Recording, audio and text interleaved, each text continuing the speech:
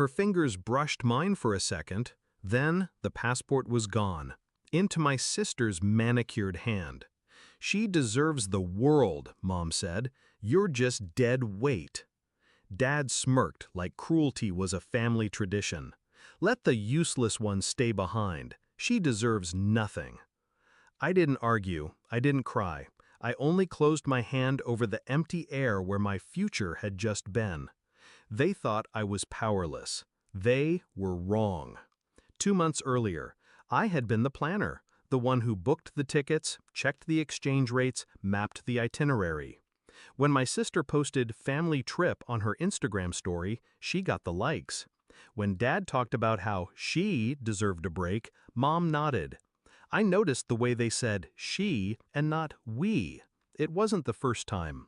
She was the golden child, pretty, charming, unemployed, but in their eyes, that was because she hasn't found her calling yet. Meanwhile, I worked double shifts and paid the utility bills. No one noticed. Then I overheard it. Mom on the phone with Aunt Lina. "She doesn't need to go, she'll just drag us down. The trip will be better without her." A pause. "Yes, I'll take her passport when she's not looking." Something in me shifted that day. Not rage, not despair, just calculation. I started small. First, I handled the booking accounts, changed the airline passwords, printed the travel insurance documents in my name only. No one noticed. They never asked questions if I was the one handling boring details. Then I applied for a travel rewards credit card, in Dad's name. I had his ID from the time he told me to just pay the bills online for me. I routed all the bonuses to a private account they didn't know existed. I also made copies of their passports, high-quality scans. My sister's too. 3 days before the flight, I accidentally left the group itinerary open on my laptop, where my sister could see. She took screenshots, like she was stealing something from me. Perfect. While they slept, I logged in and altered the bookings. Same flight number, same times, except their tickets were now for a week later. Mine stayed for the original date. I also flagged their accounts for identity verification with the airline. That would require them to present original documentation in person at the ticket desk.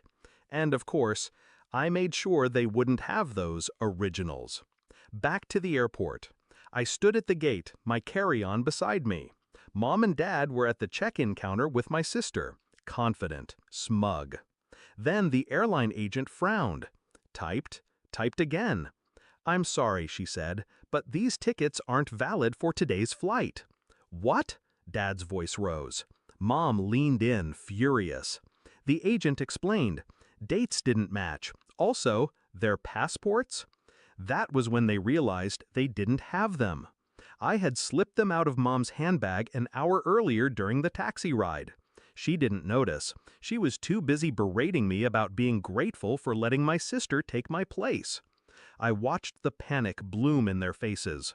Watched my sister's mascara smudge as her voice went sharp. "Fix it, Dad! Fix it!" They couldn't. Security was calling final boarding for my flight. I stepped forward, passport in hand. My passport. Mom turned, eyes wide. You had it all along?" "I earned it," I said. Calm, cold. Dad tried to grab my arm. "You can't leave."